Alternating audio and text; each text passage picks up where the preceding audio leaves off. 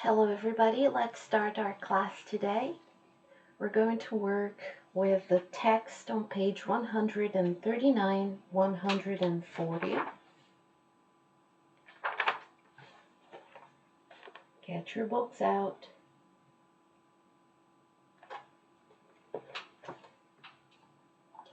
Here's what we're going to work on. We're going to work on the vocabulary of the entire text. We're going to create a Quizlet study set. And in that study set, you will have the words in English and their definition or their translation into Norwegian. You will be tested on these words eventually, but I would like everybody to practice and to make sure that you register on my Quizlet page so I can see who has been practicing. So pages 139, 140. Make sure that I write this in.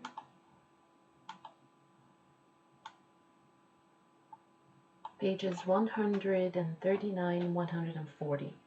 So today we'll walk through the entire text, plus we're going to work and create a study set together. And it might be a little boring at times, but it's necessary. You need to know all the vocabulary that's on here and the whole culture of how you study English in Norway from first grade. When you start English, you work with something called, let me tell you what it's called. Let me give you some information on it just real quick.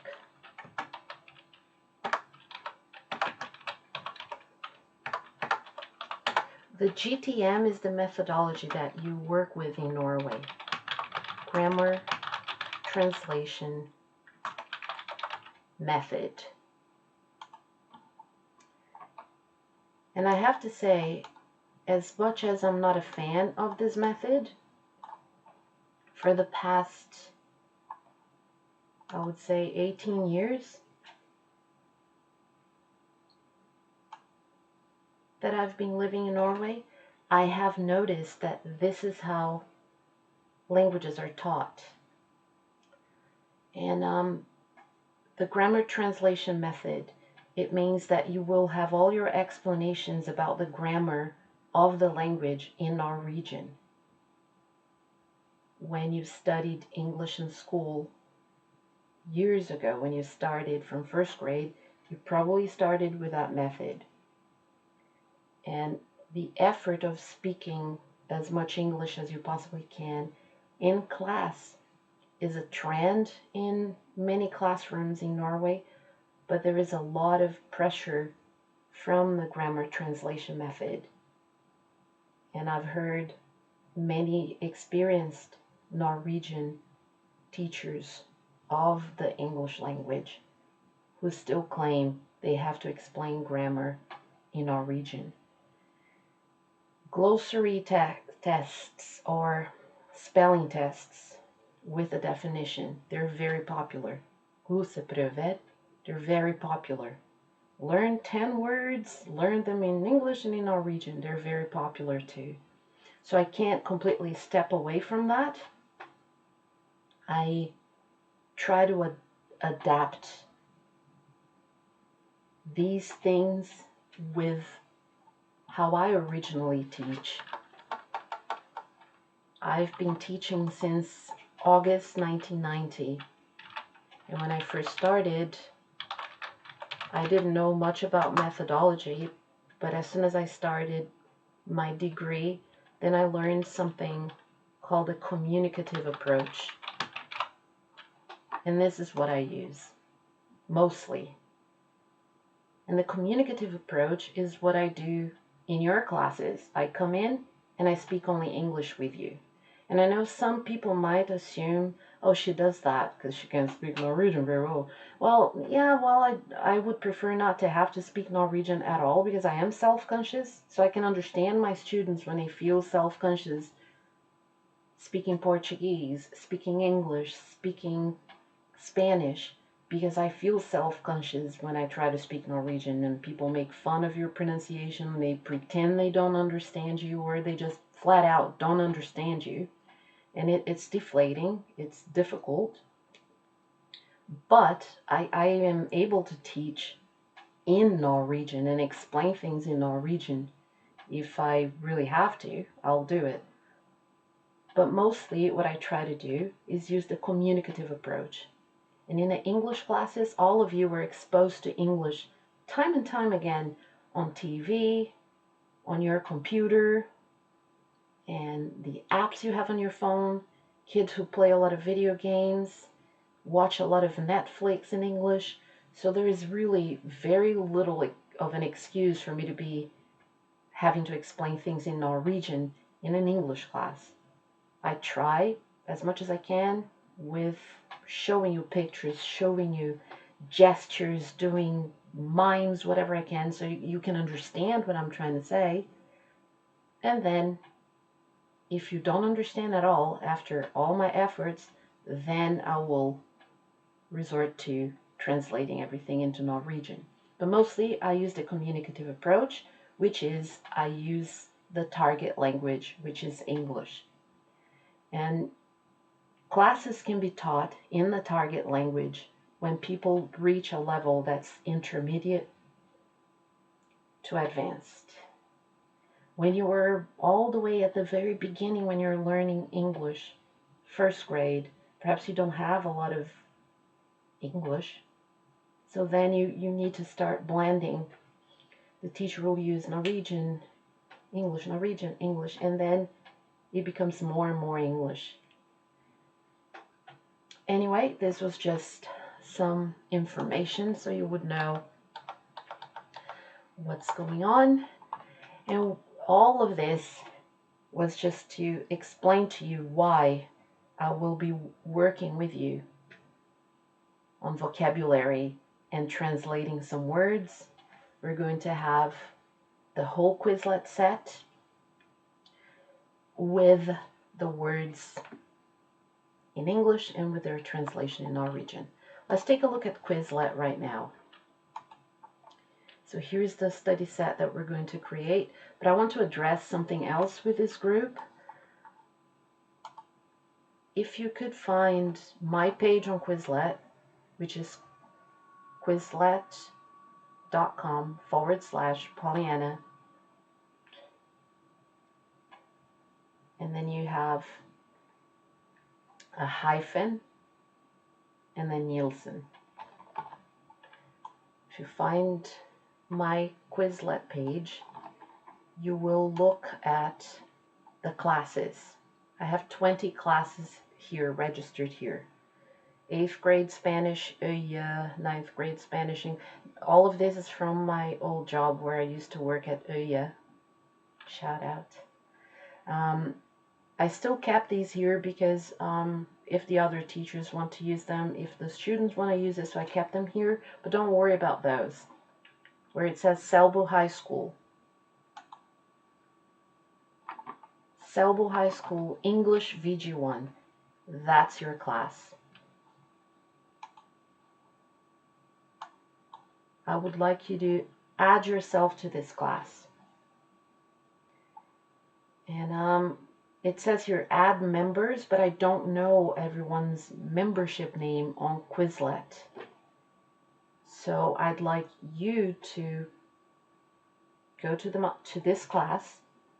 It says 3 Selbu High School English VG1, which is videregående första klasse. So I want you to add yourselves to this. Once you add yourselves there, let me give you an example here. Once you add yourselves there, I have access to something called view progress of the class.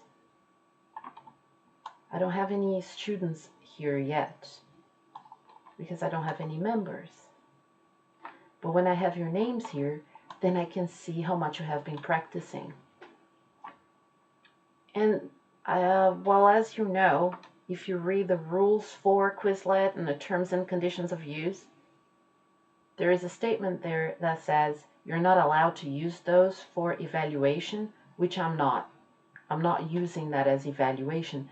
What I can do is see how much you have been practicing, because it's important. So if I see Joanna's name on there, Caroline's name on there, and it says that she has used match, and I see that Kaisa has practiced on gravity or has taken tests, and then I see Adie's name on a different study set, so I know that you have been practicing. That is the only thing. Especially now when we're doing this online and we're not in the classroom, this is the way that we can see how much people are participating in the classes. And we will eventually have some video conferences with everyone together. I have adopted this format of me being on camera and teaching the class rather than having everyone in a group chat, because it becomes, first of all, there's a lot of echo, a lot of noise, and it's very difficult to teach a class with everyone sitting on different cameras. But we will have video conferences where everyone gets to speak a little bit, but the classes will be done this way. So the only way for me to know that people are participating, yes, you send in homework, you send in your essays, you send in messages explaining what's going on, but I still want to know that you are participating. So that's why I like to see your names in the chat box. Say something in the chat box when you're here live in the class. And also I need you to sign up for the class here. Add yourselves on here. You don't need to make a Quizlet account. You can log in with your Facebook account. If you do choose to make a Quizlet account, please make a name that I can recognize so I know who you are. Because if you make a name like Bunny17, how do I know who Bunny17 is? Unless you say, of course, hey, I'm Bunny17. So make names that I can recognize. This is going to be an important tool for us. We're still going to be doing this pretty much from now all the way until the 13th of April. So I'm going to need to see that you're participating. So please add yourselves to that class so that I can see how much you're practicing. All right, let's get started. We're going to create this study set here. This study set is going to be called Selbu High School Junior English VG1, pages 139, 140. Let's take the words first. We're going to take a different approach to this today. Instead of going straight to the text, we're going to start with the words. So when you actually encounter the words in the text, you will already know what they mean. Let's get started. The first word on this list will be midwife. Feel free to type in the chat box if you know the definition or the word in our region.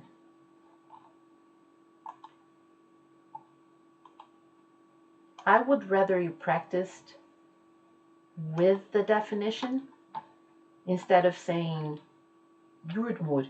You could just explain a midwife is a person who has an education in the medical field and helps people deliver babies or delivers babies. But then again, you may want to type really quick to get it into the chat box, and you might just write in the word in our region. But feel free to do it. I'll be giving you feedback in the chat box. As I explained this to you before, I record this with a bit of delay so that I can come in, sit with you while you're sitting there. And some people choose to watch this on Facebook. Some people choose to watch this on YouTube, so I have to have an overview of everything. Plus, I have to have my email open, my school email open in case somebody messages me. So I can't do all of this and teach on video. So that's why I have a little bit of a delay, so I have room to do this.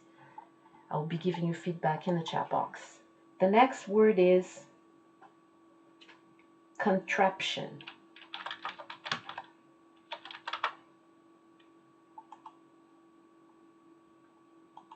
Feel free to write it in the chat box. You'll be getting feedback from me.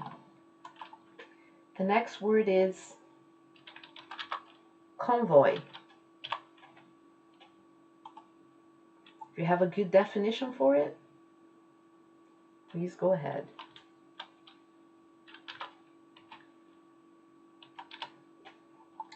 I'm putting all of them in order according to what is on there on page 139. Terrifying. What is something terrifying?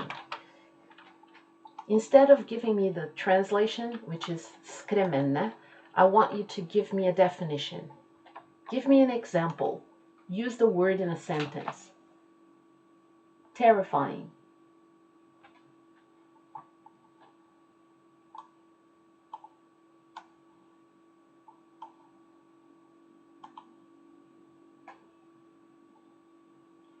I am guessing that somebody wrote a very good sentence.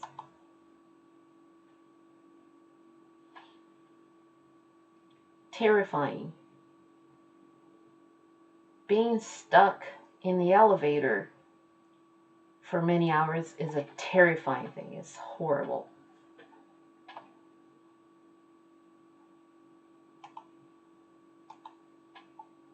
Or whatever other example that you chose to give.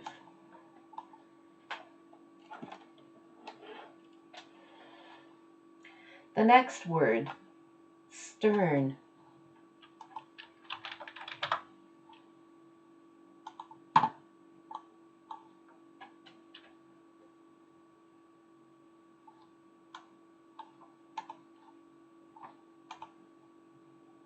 Next word,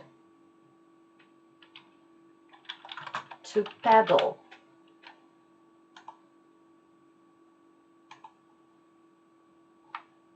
To paddle. If you take spinning classes, you need to paddle. Put your foot and paddle. Remember, when you pronounce this, the word paddle, P-E-D-A-L, don't open your mouth too much, otherwise you'll be saying paddle. Paddle with it, P-E-D-A-L, paddle, paddle, paddle, paddle. You have to know the difference here. P-E-D-A-L, paddle, P-A-D-D-L-E, paddle. It kind of sounds the same. If you close your eyes and just listen to it, it may sound the same, but it's not. It's a very small difference. And sometimes you may not hear it, but if somebody who knows the language well will hear it. And it might be difficult, even if you speak English fluently, it might be difficult. For example, a lot of people will criticize me or not understand, hey, how can you not hear the difference between U and U?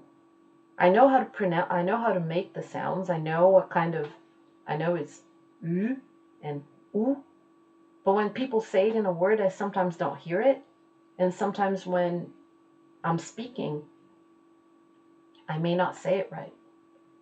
And I understand the difficulties. I feel like in the past 18 years living in Norway, having to learn an entire different foreign language and having to go through the motions of learning the language, trial and error, pretty much, making mistakes and being criticized and being laughed at, and sometimes those are the experiences that make you want to learn and be better at it. So, paddle, paddle. The same thing with words like men. Lots of men, plural. A man walked into the store. One man, two men. It may sound the same, but it is different. And of course, I'm being silly and exaggerating with the expressions for you to hear it, but it's the same thing. Paddle, paddle. The same thing with sad, said. He said he was sad. He said he was sad. So you have to really think it through. And it might take a while to master, but you'll get there. To paddle was the next word, and the following word was stone. One stone. When you measure something, let me give you an example. When you measure yourself, when you measure your weight, when you figure out how much somebody weighs or how much something weighs, here in Norway, most people use kilos, right? But in Great Britain and in Australia and New Zealand, they use stones. One stone is 6.3 kilos. So if a person weighs 63 kilos, that person weighs 10 stone. So it's a form of calculating how much something or someone weighs. In different countries, they use different systems. In the United States of America, they use pounds. One stone, 6.3 kilos. To pour, it's a verb. To pour.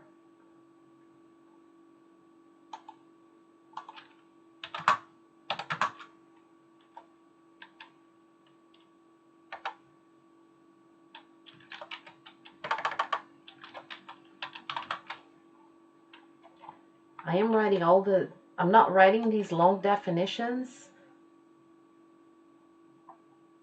on here. I am actually just writing the translation, but I would very much like you to try to write definitions. That is an excellent exercise to learn these words. Write down what they mean in Norwegian if it helps you remember, but please write the definition. Next one. To pour. Make a sentence using to pour. Let me see if you got it.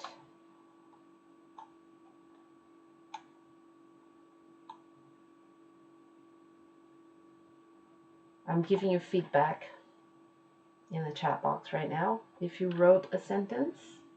And I'm sure, knowing the group of very bright 11 girls that I have in this group, there's got to be a few sentences, very good sentences in there.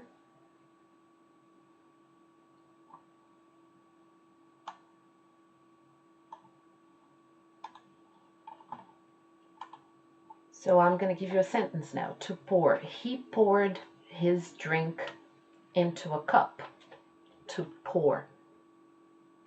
To pour a drink. Well earned.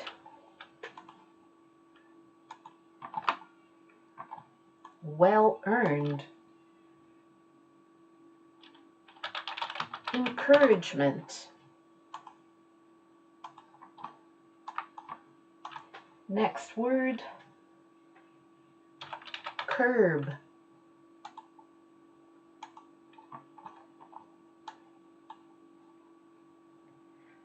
Imagine somebody walking, taking a walk, and then they fall and hit their head on the curb, on the sidewalk when you're walking. Terrible example. Let's hope it never happens and you never have to use it.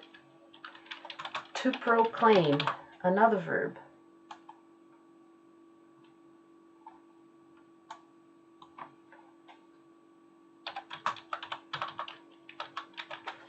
Whenever I'm making these study sets, you will notice, and it's also a very good exercise to try to make your own study sets. When you try to make your own study sets, you will realize that when you write a word in English, if you choose the language, it says term, English, definition, Norwegian. It will give you a definition in Norwegian. It will give you some suggestions, kind of like the autocomplete, but don't just take the first one that comes in. Look at them, because words have different meanings in different situations. So please make sure, like right now, I see all the suggestions, but I'm not taking them just at face value. I'm actually looking at them and seeing if they actually fit the page that we're working on. To proclaim. Next, number 13, indomitable.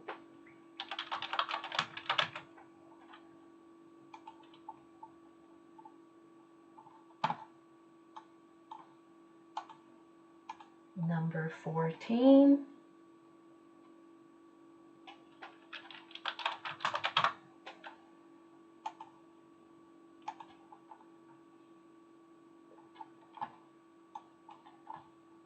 number 15, venture.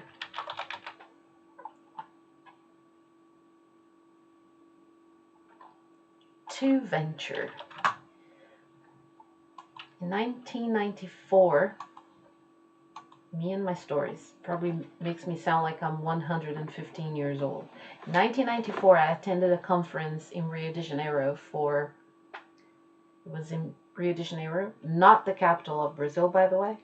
Rio de Janeiro is just a very famous city in Brazil. The capital of Brazil is Brasilia. Anyway, so I attended a conference in 1994 where it was for English teachers, and they were teaching us proverbs and sayings in English and how to use them in a classroom. And the proverb that I learned, because usually when you say proverb, people go Bible verses, but it's not just that. And I'm going to write it here for you. And I want somebody to actually try to tell me if they understand what that means in practical terms. And this is what I learned.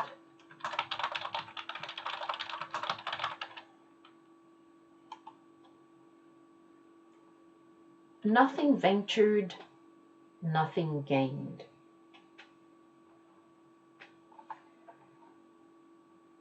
And this is a proverb, saying, expression that I really, really love. Because what it means, I'm going to give you some time to write in the chat box what you think it means. And then I'll tell you what it means. But I'm already giving you feedback. If you wrote it in, I'm giving you feedback. I really, really love the saying, nothing ventured, nothing gained, because I personally believe that when you try, you have a goal, something that you really want to do, and you try, and then you fail, even though you might feel bad that you failed at it, but you tried, and the experience of trying makes you learn something. You always learn. You learn from your mistakes, you learn from good things, you learn from every experience. So if you never try, you'll never have any gain. You'll never learn anything. So nothing ventured. If you never dare to do anything, if you never try to do anything, you won't ever gain. You won't lose, but you won't gain either. So that is what nothing ventured, nothing gained means. To occur, just a fancy way of saying to happen.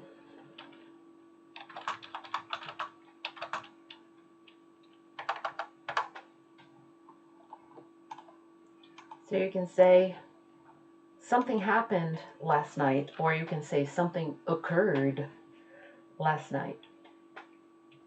You can also use it in other sentences, such as to say, it just occurred to me that I haven't mailed that check yet. So I just remembered. It just occurred to me. That's also a possibility. It just occurred to me.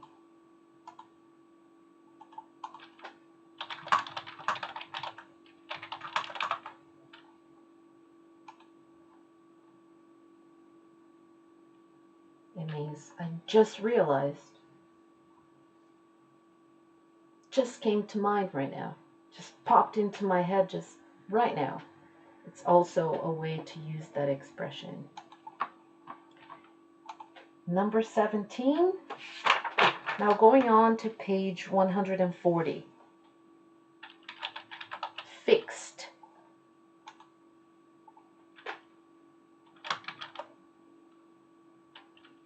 Fixed. From the verb to fix.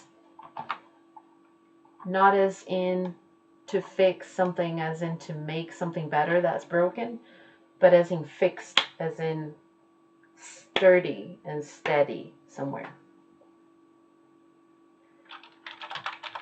Confusion is the next word.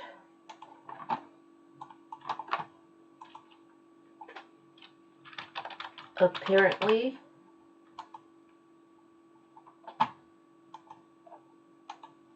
Next word.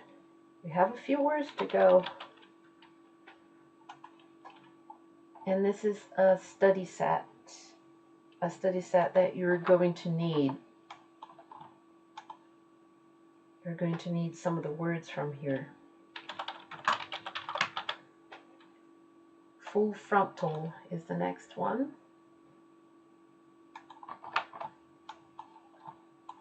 It can mean different things, but all the definitions that you're seeing here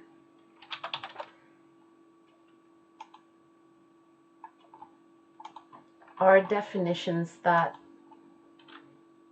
fit the text that you're reading. I feel like this is long enough for a study set. Usually study sets with 22 words, they're long enough for you to work with. So I'm going to press done. But I'm going to make a follow-up to this study set with the rest of the words. Now let's go on to the text itself. I know that everybody has the possibility to go to the page podium.juldendal.no skills Discursbank and listen to this themselves. But I also know that this is the time when I have you here online doing this. So I'm going to take the 6.26, the 6 minutes and 26 seconds to play the text. If you have already listened to it yourself, on your own time, good for you. Kudos. But I still feel like it's my responsibility. A lot of you don't do listening activities. A lot of you do, a lot of you don't. A lot of you just say, hey, I watch all of Netflix in English, and blah, blah, blah. Great, that's fantastic. But this is important to you because it's something that has all the vocabulary that you need, and it's an academic type of listening activity. I need to point out, as I also pointed out to my Spanish students yesterday or the day before, look at the words and listen. Don't just stare into space. Look at the words so that as you listen, you will get the pronunciation plus the spelling. Good listeners, good readers, good writers are also very good spellers.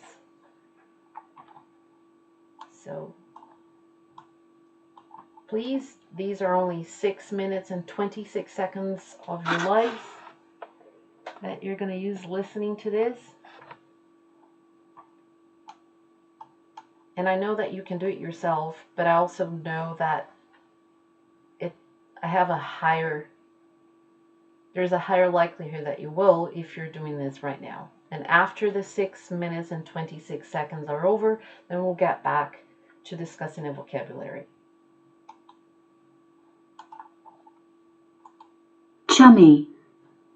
In the book, Call the Midwife, 2002, Jennifer Worth tells us about herself and 3 other young women training to become midwives in London's East End in the 1950s.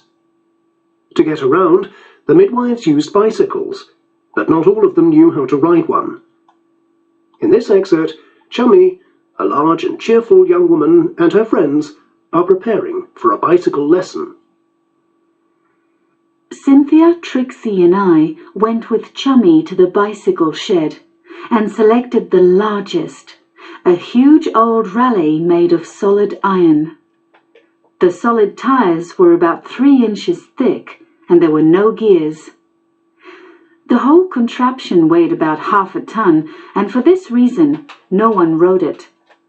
Trixie oiled the chain and we were ready for the off. The time was just after lunch. We agreed to push Chummy up and down Leyland Street until she found her balance, after which we would travel in convoy to where the roads were quiet and flat. Most people who have tried to ride a bicycle in adult life for the first time will tell you that it is a terrifying experience. Many will say it is impossible and give up, but Chummy was made of sterner stuff. We pushed her, huge and shaking, shouting, "Pedal, pedal, up, down, until we were exhausted. She weighed about 12 stone of solid bone and muscle, and the bike another 6 stone, but we kept on pushing. At 4 o'clock the local school ended and children came pouring out. About 10 of them took over, giving us girls a well-earned rest as they ran along beside and behind, pushing and shouting encouragement. Several times Chummy fell heavily to the ground. She hit her head on the curb and said, "Not to worry, no brains to hurt." She cut her leg and murmured, "Just a scratch." She fell heavily onto one arm and proclaimed, "I have another." She was indomitable. We began to respect her. Even the Cockney children, who had seen her as a comic turn, changed their tune. The time had come to venture further than Leyland Street. Chummy could balance and she could pedal, so we agreed to half an hour cycling together around the streets. Trixie was in front, Cynthia and I on either side of Chummy, the children running behind, shouting. We got to the top of Leyland Street and no further. It had not occurred to us to show Chummy how to turn a corner. Trixie turned left, calling, "Just follow me," and rode off. Cynthia and I turned left, but Chummy kept going straight ahead. I saw her fixed expression as she came straight for me, and after that, all was confusion. Apparently, a policeman had been crossing the street when the 2 of us hurled into him. We came to rest on the opposite pavement. Seeing a representative of the law hit full frontal by a couple of midwives was joy for the children. They screamed with delight, and doors opened all down the street, admitting even more children and curious adults. I was lying on my back in the gutter, not knowing what had happened. From this position I heard a groan, and then the policeman sat up with the words, "What fool did that?" I saw Chummy sit up. She had lost her glasses and peered round. Maybe this explains her next action, or maybe she was dazed. She slapped the man heavily on the back with her huge hand and said, "No whinging now. Cheer up, old bean. Stiff upper lip and all that, what?" Clearly, she was unaware he was a policeman. He was a big man, but not as big as Chummy. He fell forward at the blow, his face hitting one of the bicycles, and he cut his lip. Chummy merely said, "Oh, just a little scratch. Nothing to make a fuss about, old sport," and slapped him on the back again. The policeman was outraged. He took out his notebook and licked his pencil. The children vanished. The street cleared. He looked at Chummy with menace. "I'll take your name and address. Assaulting a policeman is a serious offense." I swear it was Cynthia's sexy voice that got us out of it. She said little, but the man's anger quickly vanished, and he was eating out of her hand in no time at all. He picked up the bicycles and escorted us down the street. He left us with the words, "Nice meeting you, young ladies. I hope we meet again sometime." Chummy had to spend 3 days in bed. The doctor said she had delayed shock and mild concussion. She slept for the first 36 hours, her temperature raised and pulse erratic. On the 4th day, she was able to sit up and asked what happened. She was horrified when we told her and deeply remorseful. As soon as she could go out, her first visit was to the police station to find the constable she had injured. She took with her a box of chocolate and a bottle of whiskey.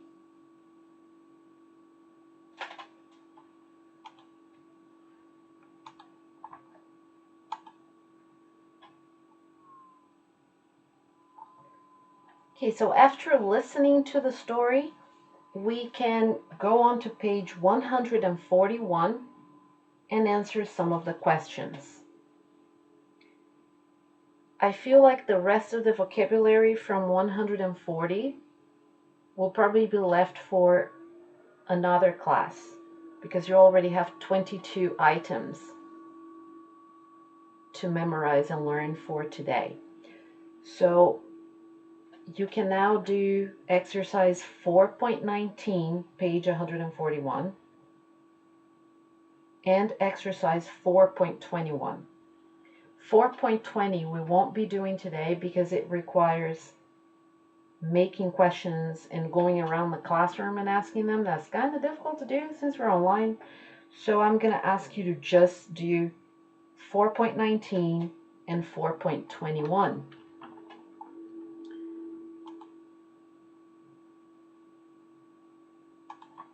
So you're going to do exercise 4.19 and 4.21, page 141. You do not have to hand this in, and you really need to relax a little bit and not be so stressed with all the work. We had a meeting last Tuesday where it was decided that we should give you guys less work to do. Some people were reporting that they were working all day on tasks from school all the way up into the evening because they were given too much stuff. And this is probably due to the fact that since you're not having classroom time with all of the teachers, real classes, a lot of the teachers give you work to make up for it. You're probably doing video conferences here and there. You have a lot of work to do, written work, and perhaps it's been too much. So we have gotten this message for you. Do less work. Relax a little bit. Just do what you can with your time so you have the class from 12:30 to 2 o'clock. So here's what you're going to do. We're going to use part of the class for guidelines and instruction and class time when I'll be on video teaching you, and the rest of the time, whatever time that's left, you'll work on exercises. Today, I'll be asking you to do page 141, exercises 4.19 and 4.21. You don't have to hand this in. This is on a trust basis. I will know that you've been practicing the vocabulary for the day, because I'm hoping that everyone will sign up for my class on Quizlet, and then I can see your names and I know that you practiced. So now, as we play Quizlet Live, I'm going to be putting in the code in the chat box for you while you get on your phones and connect to Quizlet Live. And I'll be playing Match on here while you get ready, and then you will get your code, go into Quizlet Live. I'll be writing down in the chat box how many people are in, and let's try to aim at most people participating. If I can't have the 11 of you in the game, at least let's see if 8 of you are in, then we'll start. And we'll have 3 rounds. After each round, I will go back to where the code is to add or remove students. I feel like the last time we did it, I think Joanna was telling me that somebody was in 2 groups because they got kicked out and they had to go back in again.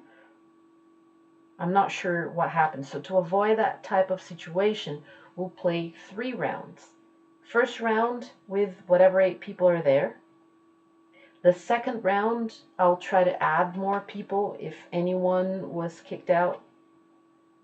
After each round, I'll do that. We'll do 3 rounds and hope that everybody gets to play, because it's very good practice for you.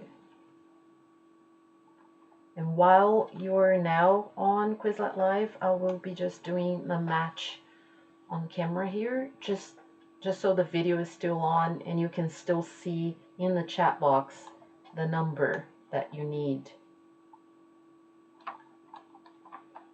to get in. We'll be playing the game with minimum 8 people.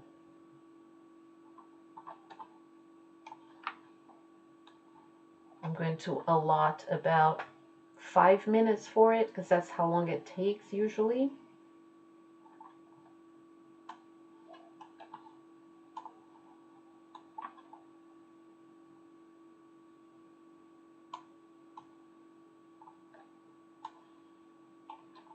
Feel free to beat my score at match. I'm doing it really slowly.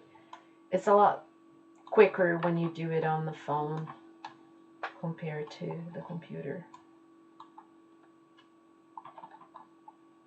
Right now there's nobody in. It says I got first place, but please feel free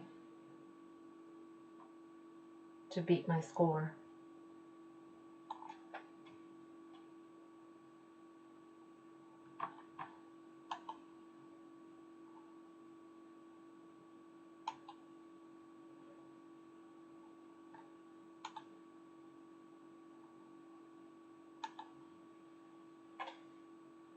Let's hope that everyone is on Quizlet right now.